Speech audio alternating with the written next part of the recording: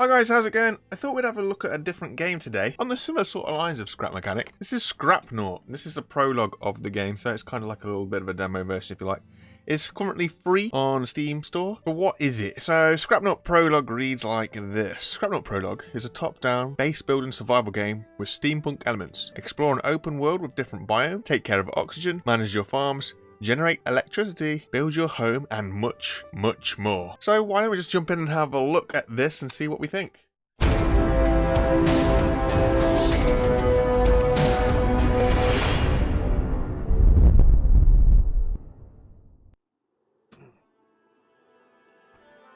So it is very top-down, and I'm not sure where I stand on these top-down games, to be fair. It's not my initial cup of tea, but we'll stay open and we'll give it a go. Now, I have gave this a little bit of a run-through already before, and one thing that I noticed more than anything is, again, it is a similar game to Scrap Mechanic and all those other survival games, if you like, where you've got to look after your hunger and your health. And the one thing that I noticed more than anything about this game was we seem to run out of food quick. Now, it's hard to say what it is that makes you run out of food. I've not really noticed any sort of correlation between your speed, movement, and whatnot. But whilst we're on the subject, this is our normal walking speed, and this is our sprint speed, if you like that. And noticing the reviews on the store have asked for a few changes, which, in all honesty, the developers are already bringing in already. And one of those changes will be a kind of constant run, because you do run everywhere. You really do run everywhere. So this game is a loot-based thing as well, so you have everything that you could ever need. And if you look on the status bar at the bottom down here, we have various percentages for basically our tools. Now, your tools are important because every tool has its own specific job. Likewise, all of this stuff as well. You've got a healing potion and you've got tomatoes. Like I say, after my initial run through, the most important thing that you will need is your food. Make sure you have plenty of food for the game. It's pretty good.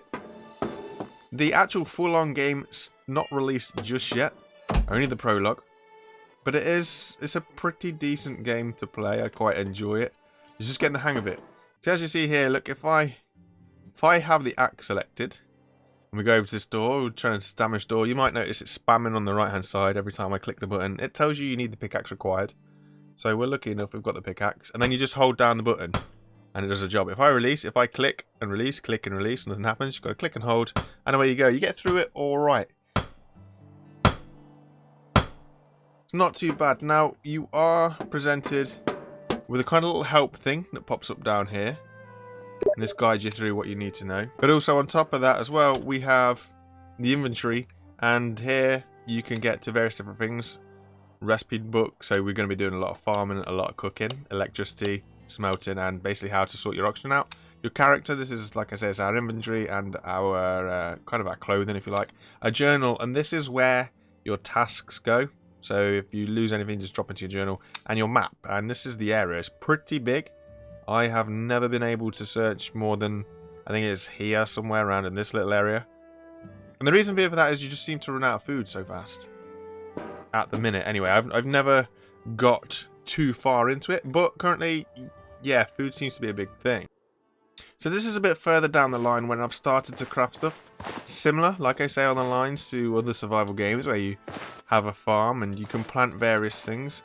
You've also got water, so you're able to water it from the well. These are all objects that you have to craft. And you start off with this kind of craft menu. And you want to set up a crafting table where you've got plenty of tables to choose from. But they tell you when you learn this through to put the crafting table down. And that's this bad boy here. And here we can make basic things and a few not so basic things. But all of these parts are needed for when things start to get complicated. When you start looking at your electrical systems and all this kind of stuff. At the minute, the buildings are kind of pre-fabricated builds, if you like. They are specific elements. It's not a case of being able to make your own item. They are, you know, items that are there. And therefore you must use it as such. Now, as for hunger, this is a very interesting one. It seems to be something that we are constantly short on. And it's a tricky one. There are various things lying around on the ground. Mushrooms you can pick up and eat. Other than that, from what I've noticed, you're going to be relying on seeds and growing your seeds on the farm. Now, we do get raided. Still haven't worked out what the deciding factor is to why you get raided, but you will get raided. And there will be a little counter kind of at the very top of the screen up here with the compass. There's a little counter, usually drops up with a time limit. And these, I don't know what these are. This is like you can only build inside this area. You can't build outside this area. As a raid counter comes up and you start to get close to 0, these things go from green to red, and then you just get bots coming. So it's an interesting little thing. At the minute I am trying to do a task, but like I say, food, I'm empty on food. I have no food, which is why we're kind of waiting for carrots to grow. If the carrots grow, then we can put 3 items into the cooking pot. And depending on what sort of 3 items you put in, for example, if you put all of one sort of item, or if you put 2 of one and 1 of another, or if you put 3 different items, you make different food sources. And those different food sources give you a boost in health and a boost in hunger. And this is something else I don't fully understand. My health bar drops as my hunger bar drops, even if my hunger bar isn't at the bottom. So I'd have thought if it's at the bottom, I'm starving. Fair enough. But my health bar seems to drop as well sometimes. So I've never really fully understood that. As for gathering resources, it's pretty simple. You need specific tools to do specific jobs. To cut the tree down, you need an axe. It's nice and simple. And once the tree is cut down, you're left with 2 options. You can either leave the tree stump, or you can try and dig it out. As you see here, it says shovel required, so you get your shovel and you give it a dig. Now you hear the big old heartbeat pumping. What that's telling me is I'm getting hungry and I'm probably going to die in a minute. So hopefully we'll go see if the carrots are grown. It looks like they have. So we'll get them, pull up our inventory, throw one of these in and eat it, and then we'll put 1 in the cooking pot and we'll eat the 3rd one. But when you pick up stuff from the fields at the minute, we currently get seeds, which is helpful, so that we can continue to plant more. I've already been running with a 6. Sometimes I get a raid 1 in, sometimes I don't. I'm still yet to understand what brings the raids in, but we'll get there along the way. So as you'll see right here, this is... So it's a medium meal, so I used 2 different types of foods to make this, and it should give me 40 hunger and 20 health. And if you look on the stats bar on the left hand side, you can see our health and our hunger here, oxygen and armor and everything else. Now oxygen was an interesting one. At the very start of the game, when you leave the craft that you're in originally, you can't breathe. The air is polluted, so you have to do a few little tasks in order to get your oxygen up and running so that you're able to breathe. There you go, I've just got a warning right at the top of the screen. My base will be attacked soon, and it get a 3-minute countdown. And it's real time 3 minutes. And as you see already, these little notches have gone to orange, and they will eventually go red. And then we'll get attacked. And what happens is, from all areas, bots will come in. And I'll go and find you a bot right now. But a bot will come in, and they'll start attacking us. Now, the combat mechanism in this game is interesting. You can't just run up to something and swing your axe at it. Early on in the game, you are asked to pick up a shield, and then you are told that you have to adapt a stance before you can actually fight. Now, this is interesting within itself because it just gets a bit crazy, but you'll see. So there's a red dot on my minimap, so somewhere around here, here's the bad guy. So I can't actually hit him right now, so I have to adopt a stance, which makes us real slow. And we kind of walk and crawl around him, and then you've got to hit him. And they're not hugely difficult to damage, in all fairness. So it's not too bad, but as you hear, my health is now in the bin. So we're going to feed up. It lifts our health barely any. And it also lifted our hunger barely any. And that was a medium meal as well. So it is a bit grindy on the old food front. You do need a lot of food to do anything or get anywhere, which is the slowing factor. But it is also the factor that a lot of survival games, it's their biggest issue that they run into sometimes. Anyway, it's not game breaking, it's not ground breaking, nothing like that. And I'm sure, you know, it'll be fine. might iron it out along the way as you go. Now, as you'll notice, your tools have a percentage. This percentage is sort of the health of the tool, and it will decrease as you use it for tasks, especially if you go around beating up robots. These robots come in all shapes and sizes, and they do fire at you once they've spotted you. They are pretty easy to avoid, in all fairness. You're not too slow that you can't outrun them, and as you can see here, I can just circle the guy and he won't hit me with his bullets. So it's not too dangerous.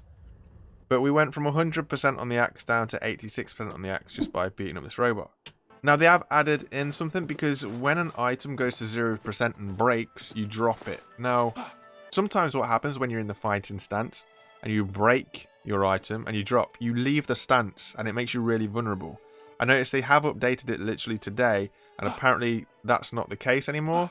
But I've had a couple occasions where the fix hasn't worked, so I have been left pretty vulnerable, and it's not been good. Again, they're just ironing out the tweaks. It's a pretty new game. It's an alright kind of game, and as we're waiting for this raid to come in, I'll show you guys what happens. If you look on the bottom left at the mini-map, you might see them start to come in. They'll see like little red dots and blue dots. So there's a little red dot over here coming in from the far left.